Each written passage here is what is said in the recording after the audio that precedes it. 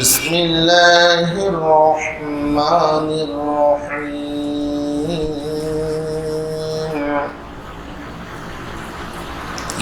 ياسين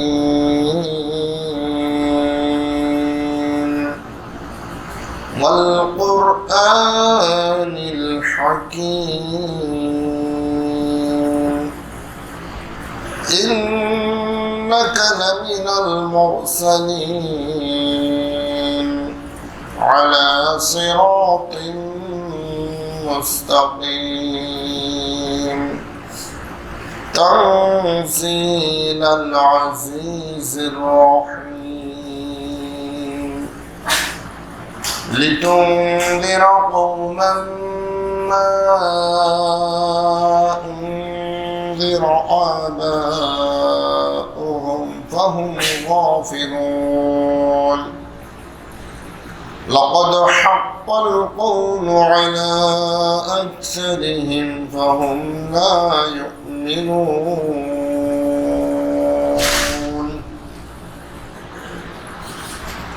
صدق الله العظيم صدق رسوله النبي الكريم এটা লাগাইছে কেন এখন খুলে দাও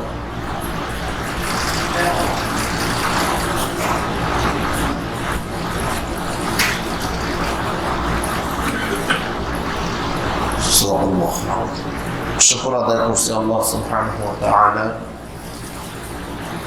তিনি অত্যন্ত মেহেরবানি করে আমাদেরকে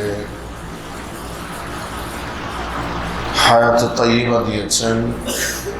হায়াতে তাইয়্যিবা এই জন্য বলছি যে হায়াতের ভিতরে আল্লাহর আনুগত্য আছে, এটাকে বলে হায়াতে তাইয়্যিবা। আর যে হায়াতের ভিতরে আল্লাহর আনুগত্য নাই, বরং আল্লাহর নাফরমানি আছে, ওটাকে বলা হয় হায়াতে সাইয়্যিআ। পবিত্র হায়াত আর অপবিত্র হায়াত। আল্লাহ তাআলা আমাদেরকে সালাতুল ফজরের জামাতে শামিল করেছেন, আমরা এই জন্য এটাকে হায়াতে তাইয়্যিবা বলেছি, এবং আমাদেরকে তার কালামে হাকিমের দর্শে বসার জন্য কবুল করেছেন। আমরা তার শুকর আদায় করছি আলহামদুলিল্লাহ। আজকে আমরা নতুন একটি সূরা শুরু করেছি, এটা বহুল পরিচিত সূরা, সূরাতু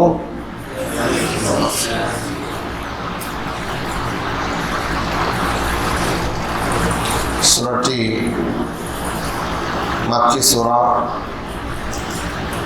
সূরার মধ্যে 83 খানা আয়াত আছে, 5 খানা রুকু আছে। সূরাটি শুরু হয়েছে কর্তৃত হরফ দিয়ে, হারফে মুকাত্তাআ।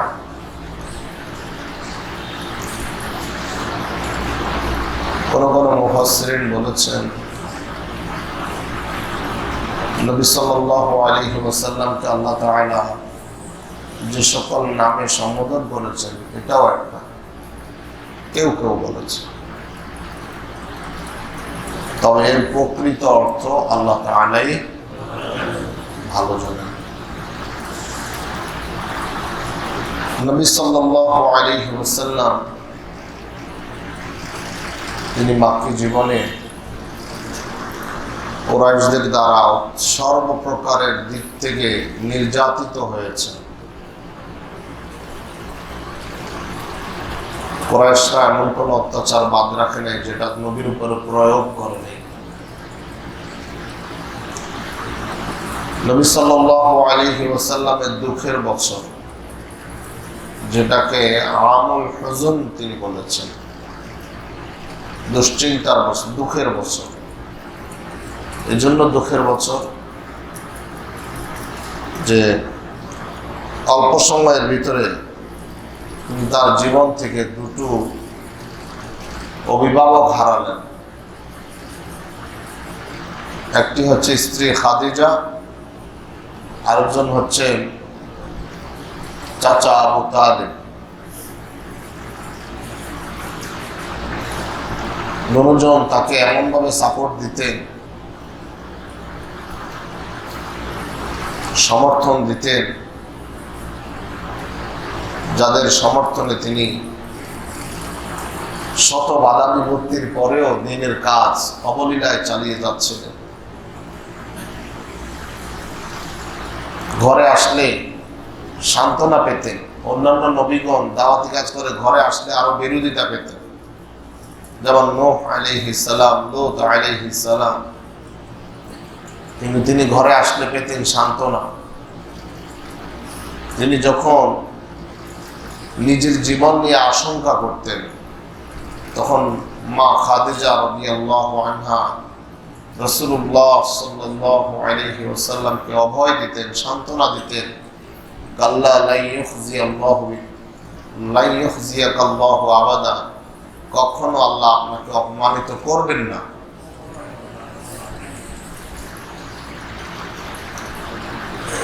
বিয়ের পর থেকে রাসূলুল্লাহ সাল্লাল্লাহু আলাইহি ওয়াসাল্লামকে খাদিজা রাদিয়াল্লাহু আনহা সব সম্পদের মালিকানা দিয়ে দিয়েছে। নবুয়তের দাওয়াত শুরু হয়ে গেলে নবীজির ব্যবসা বাণিজ্য কাজকর্ম সব তো আগে ছেড়ে দিলেন।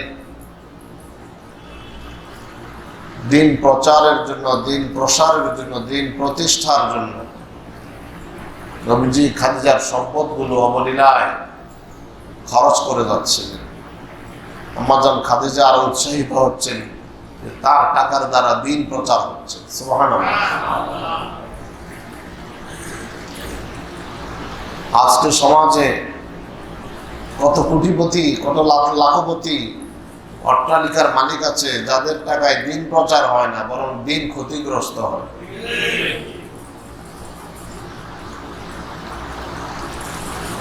চাঁদা দেয় দিনকে মিটিয়ে দেওয়ার জন্য,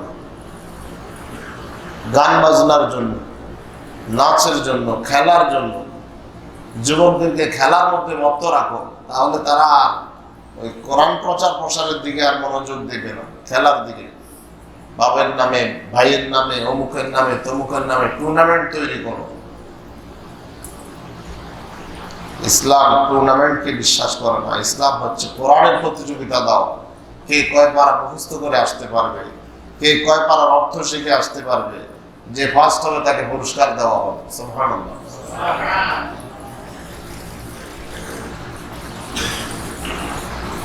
যত ভালো আছে শয়তান তার এগেইনস্টে একটি মন্দ প্রতিষ্ঠিত করেছে, আর মানুষ দলে দলে শয়তানের আনুগত্যের দিকেই ঝুঁকে আসছে। নবী সাল্লাল্লাহু আলাইহি ওয়াসাল্লাম দুইজন গার্ডিয়ানকে হারিয়ে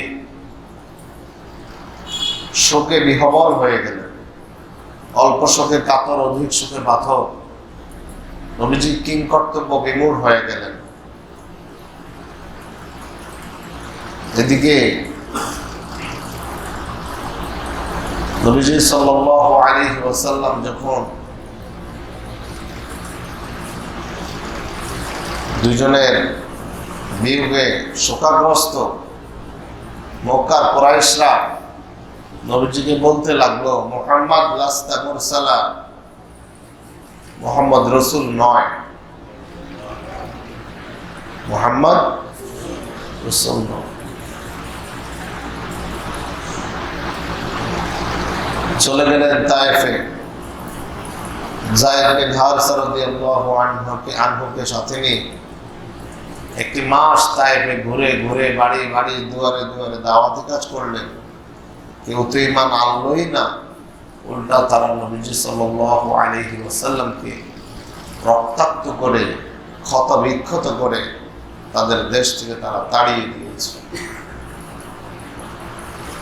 সব কিছু মিলিয়ে রাসূল সবচেয়ে বেশি যে কষ্টটা পাইতেন, তারা রাসূলকে বলতেন, তুমি রাসূল নও, মিথ্যাবাদী। নাউযুবিল্লাহ। আল্লাহ তাআলা নবীজিকে সান্ত্বনা দিয়ে সূরা নাযিল করে বললেন, ইয়াসিন। আল্লাহ তাআলাই এর অর্থ ওয়াল কুরআনিল হাকীম, বিজ্ঞানময় কোরআনের শপথ।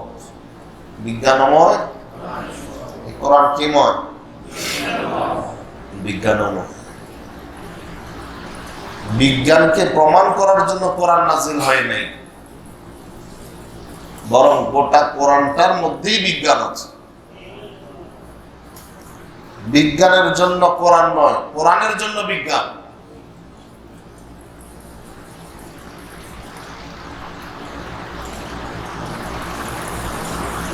বৈজ্ঞানিক সূত্র প্রমাণ করার জন্য কোরআন নয়, বরং কোরআন দিয়ে বিজ্ঞানকে প্রমাণ করা হয়।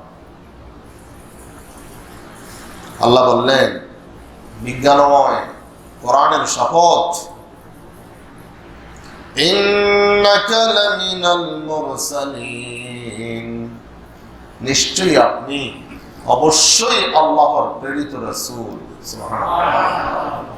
হে নবী, কাফেররা আপনাকে নবী না বলুক, আপনার নবুয়ত স্বীকার না করুক, কি আসে যায় আপনার? যিনি আপনাকে রাসূল বলে প্রেরণ করেছেন, মনোনীত করেছেন, তিনি এই কোরআনের শপথ করে বলছেন আপনি নিঃসন্দেহে আল্লাহর প্রেরিত রাসূল। আর কোন স্বীকৃতি লাগবে? আমার সব স্বীকৃতি একজনে যিনিই যথেষ্ট, তিনি কে? আর কারো স্বীকৃতির প্রয়োজন নেই। আমরা তো দুনিয়াবাসী স্বীকৃতি চাই, বউ স্বামীর স্বীকৃতি চায়, স্বামীর বউয়ের স্বীকৃতি চায়, রাজা প্রজাদের স্বীকৃতি চায়, প্রজারা রাজার স্বীকৃতি চায়। গোলাম তুমি কাজ করে যাও। আল্লাহ বললেন কুল ইমালু ফাসায়ারাল্লাহু আমালাকুম, আমল করে যাও, কাজ করে যাও, তোমাদের কাজগুলো আল্লাহ রাব্বুল আলামিন দেখে। তোমাদের কাজের স্বীকৃতি কে দিবেন? আল্লাহ রব্বুল আলামিন। যদি কাজের স্বীকৃতি দেন তোমরা সফল কাম হয়ে যাবে, আর রব্বুল আলামিন যদি স্বীকৃতি না দেন তোমরা যত আমলই করো না কেন তোমাদের কোনো আমল কোনো কাজে আসবে না। আসবে কি? আমার কাজের স্বীকৃতি, আমলের স্বীকৃতি আমার আল্লাহ তাআলা যদি দেন তাহলে আমার কাজটা সার্থক। আর আল্লাহ তাআলার কাছ থেকে যদি স্বীকৃতি পাওয়া না যায়, কিয়ামতের আদালতে কারো স্বীকৃতি দিয়ে আমি উপকৃত হতে পারব না। আলা সিরাতিন মুস্তাকিম, হে নবী আপনি অবশ্যই শুধু আল্লাহর প্রেরিত রাসূলই নন, বরং আপনি সহজ সরল সঠিক পথের উপরে পরিচালিত। আল্লাহ তার নবীকে স্বীকৃতি দিচ্ছেন আপনি সিরাতাল মুস্তাকিমেই চলতেছেন। বরং যারা আপনাকে বিভ্রান্ত মনে করে তারাই মূলত বিভ্রান্ত। আপনি বিভ্রান্ত নন, আপনি সঠিক পথে আছেন।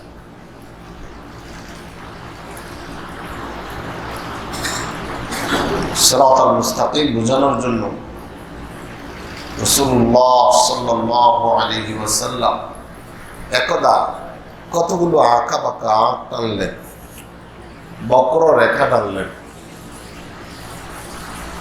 অনেকগুলি বক্র রেখা টেনে মাঝখান দিয়ে একটা সোজা সরল রেখা টানলেন। বললেন আশেপাশে যতগুলি বাঁকা রেখা দেখো এগুলি হলো বিভ্রান্তির পথ, এগুলো পথের মতো। পথটা কি? বিভ্রান্তির পথ, বাঁকা পথ। সোজা পথ মাঝখান দিয়ে যেটা চলে গেছে একটাই সোজা পথ, বাঁকা পথের কোনো অভাব নেই। বাঁকা পথের কোনো অভাব নেই। সোজা পথ কয়টা? এটা বেছে নিতে কষ্ট, পরীক্ষার প্রয়োজন হয় সোজা পথটা বেছে নিতে। আল্লাহ তাআলা বললেন তানজিলাল আজিজির রহিম, এই কিতাব এটা পরম দয়ালু করুণাময় আল্লাহ সুবহানাহু ওয়া তাআলার পক্ষ থেকে নাযিলকৃত। এটা কারো বানোয়াট নয়, বানানো নয়, বরং এটা যিনি মহিমা, যিনি মহামহিম, যিনি দয়ালু, যিনি মহা পরাক্রমশালী সুবহানাহু ওয়া তাআলা তার পক্ষ থেকে নাযিলকৃত। এখন আসেন কেন নাজিল করছেন একটা প্রশ্ন থাকে না, কেন নাজিল করছেন? বিজ্ঞানময় কোরআন আল্লাহ কি জন্য নাজিল করেছেন? আল্লাহ বললেন লিতুনযিরা কওমান মা উনযিরা আবাউহুম ফাহুম গাফিলুন, এমন জাতিকে সতর্ক করার জন্য। লিতুনযিরা কওমান, এমন একটা জাতিকে এই কিতাব দিয়ে সতর্ক যেন নবী মুহাম্মদুর রাসূলুল্লাহ সাল্লাল্লাহু আলাইহি ওয়াসাল্লাম করতে পারেন, মা উনযিরা আবাউহুম, যাদের বাপ দাদাদেরকে সতর্ক করা হয় নাই। ইতিপূর্বে নবী এসেছেন, বনি ইসরাইলের কাছে এসেছেন, কুরাইশদের কাছে। ইতিপূর্বে তাওরাত, জাবুর, ইনজিল নাজিল হয়েছে বনি ইসরাইলদের কাছে, কুরাইশদের কাছে কোনো কিতাব নাজিল। এই জন্য আল্লাহ বললেন যাদের বাপ দাদার 14 গোষ্ঠীকে কখনো সতর্ক করা হয় নাই, এই কিতাব দিয়ে আপনি এমন এক সম্প্রদায়কে সতর্ক করবেন। সুবহানাল্লাহ। ফাহুম গাফিলুন, সতর্কবাণী না আসার কারণে, আল্লাহর পক্ষ থেকে কিতাব নাজিল না হওয়ার কারণে মানুষগুলো হয়ে গেল গাফেল। কি হয়ে গেল? গাফেল। কিতাবের ইলম ছাড়া মানুষ গাফেল, কিতাবের জ্ঞান ছাড়া মানুষ গাফেল। আজকে দেখেন না মানুষ কত গাফেল, কোরআন থেকে উদাসীন, ইসলাম থেকে উদাসীন, দিন থেকে উদাসীন, নামাজ থেকে উদাসীন, আল্লাহর আনুগত্য থেকে উদাসীন। এই সংখ্যাটা কম না বেশি? কত বেশি? অনেক বেশি। আল্লাহর আনুগত্য থেকে উদাসীন। সমাজে কি নামাজের সংখ্যা বেশি না বেনামাজের সংখ্যা বেশি? হ্যাঁ, বেনামাজের সংখ্যা বেশি। কিছু কিছু নামাজি আছে মৌসুমী নামাজি, সিজনাল, সিজনাল মুসলিম, সিজন শেষ নামাজ শেষ। আরে কি বাটপারের বাটপার! সবরাত আগে আল্লাহ চিনে, সবরাত চলে গেলে আল্লাহরে বলে যা, আল্লাহরে চিনে না। এমন যদি হতো আল্লাহ যেদিন সবরাত এলো ওই দিনই খাওয়াইবো, এরপর আল্লাহ খানা বন্ধ করে দেবে। রমজান মাস আসলে আল্লাহ চিনে যেহেতু কোরআন তেলাওয়াত করে নামাজ পড়ে, আল্লাহ রমজান মাসে খাওয়াইবেন, অক্সিজেন দেন, ভালো ভালো খাবারের ব্যবস্থা করেন, রুজি রোজগারের ব্যবস্থা করেন। 11 মাস চাকরি নেই, 1 মাস চাকরি আছে, এরকম কি হতে পারে না? হতে পারে কি না? আল্লাহ তো খাওয়াইয়া যাচ্ছে, সারা বছর আল্লাহ খাওয়াইয়া যাচ্ছেন, পড়াইয়া যাচ্ছেন, রিজিক দিয়ে যাচ্ছেন। চোখ দিয়ে দেখে, কান দিয়ে শোনে, আল্লাহ বিবেক দিয়ে চিন্তা করে, সব কিছু 11 মাস আল্লাহর নাফরমানিতে ব্যবহার করে, 1 মাস আসলে আল্লাহ চেনে।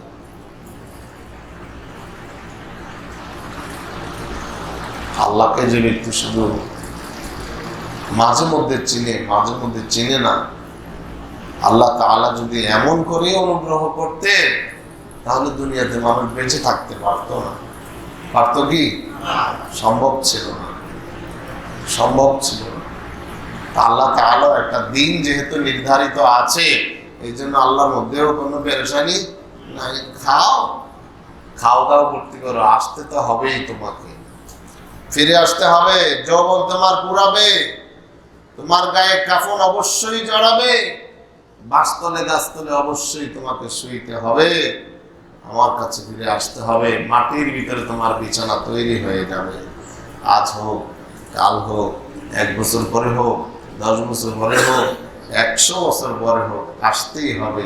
রাস্তা একটা, রাস্তা ভিন্ন কোনো রাস্তা নাই। তোমাদেরকে ইচ্ছায় অনিচ্ছায় তোমাদের রবের কাছে ফিরে আসতে পেরেশানি নেই। খাও, খাও দাও ভর্তি করো। আল্লাহ বললেন এরা গাফেল, এরা গাফেল। কিসে গাফেল? স্রষ্টায় গাফেল। কিসে গাফেল? স্রষ্টায় গাফেল। এরা বউ চিনি, ভাই চিনি, মা চিনি, আপনজনদেরকে চিনি, কিন্তু কিন্তু আল্লাহ যে তার সবচেয়ে বড় আপন, আল্লাহর চিনে না, তাই না? আল্লাহর চিনে না। মার জন্য দেয়, বোর জন্য দেয়, দাদা নানার জন্য দেয়, ভাই ব্রাদারের জন্য দেয়, স্ত্রী সন্তানের জন্য দেয়, কিন্তু আল্লাহর হকটা দেয় না। আল্লাহর হক নেই কি? আল্লাহর হক কি?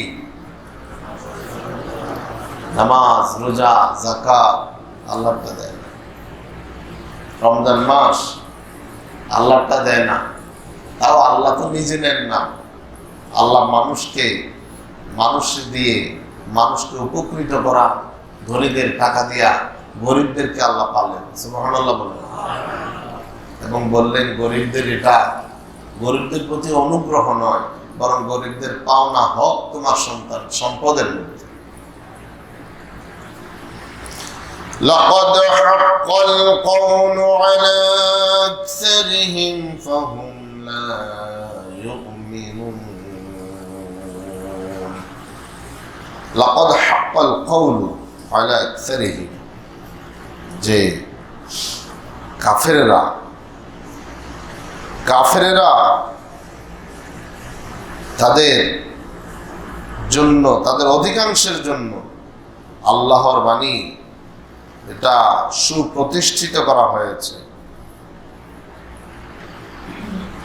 তাদের অধিকাংশের উপরে আল্লাহর বাণী অবধারিত হয়ে গিয়েছে। কি? ফাহুম লা ইউমিনুন, তাদের অধিকাংশই কি আনবে না? অধিকাংশই তাদের ঈমান আনবে না।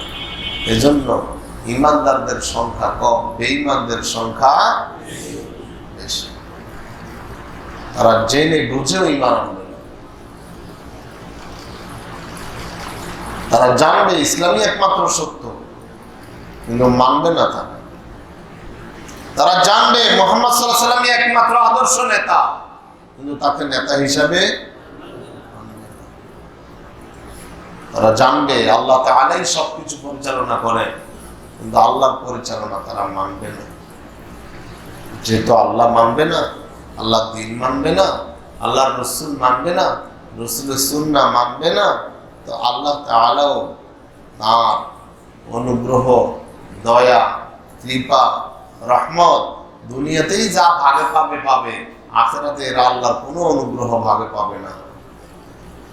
আখিরাতে এরা আল্লাহর কোনো দয়া মায়া ভাগে পাবে না। আখিরাতের দয়া, আখিরাতের মায়া, স্নেহ, মমতা, অনুগ্রহ, সহমর্মিতা, সহযোগিতা একমাত্র কেবলমাত্র যারা আল্লাহকে মেনেছে তাদের জন্য। সুবহানাল্লাহ। সম্মানিত হাজরিন, আল্লাহ তাআলার অনুগ্রহ বিপদের দিনে যদি কেউ পেতে চায়, দুঃখের দিনে যদি কেউ আল্লাহর অনুগ্রহ পেতে চায়, তাহলে সুখের দিনে যেন আল্লাহকে ভুলে না যায়। সুখের দিনে যেন আল্লাহকে মনে রাখি, স্মরণ রাখি। আল্লাহকে স্মরণ করলে আল্লাহ আমাকে স্মরণ করবে। আল্লাহকে যদি আমরা আমাদের একমাত্র রব হিসাবে মেনে নিই, তো আল্লাহ তাআলা অবশ্যই আমাদের সকলকে এমনভাবে খাওয়াবেন, পড়াবেন, যেমনভাবে তিনি তার অন্যান্য প্রাণীদেরকে খাওয়ান করেন। কে খাওয়ায়? তাই আমাদের জন্য উচিত আমরা যেন আল্লাহবিমুখী হই। সূরার মধ্যে আরো কিছু কথা আছে। এই সূরার প্রথম 9 আয়াত এটা মুমিনের জন্য একটি রক্ষা কবচ সমস্ত শত্রু থেকে। শত্রু কবলে যদি পড়ে যায়, শত্রু যদি তারে ধাওয়া করে, তাকে যদি গ্রেফতার করতে চায়, ধরে ফেলতে চায়, মেরে ফেলতে চায়, সে এই সূরার প্রথম 9টি আয়াত পড়বে, আল্লাহ তাআলা শত্রুর চোখকে অন্ধ করে দেবে। অর্থাৎ সে সব দেখবে, কিন্তু তাকে দেখবে না। আল্লাহ তাআলা এই সূরার মধ্যে সমস্ত নিয়ামত দিয়েছেন। যারা এই সূরার উপরে আমল করবে, আল্লাহ তাআলার কাছ থেকে তারা সব ধরনের নিয়ামত পাবে। আল্লাহ আমাদেরকে বুঝে শুনে আল্লাহর কোরআনকে মেনে নেওয়া এবং কোরআন ভিত্তিক জীবন গঠন করার তৌফিক আল্লাহ আমাদের সকলকে দান করুন। আমিন। ওয়া আখিরু দাওয়ানা আলহামদুলিল্লাহি রাব্বিল আলামিন। আসসালামু আলাইকুম ওয়া রাহমাতুল্লাহি ওয়া বারাকাতুহু।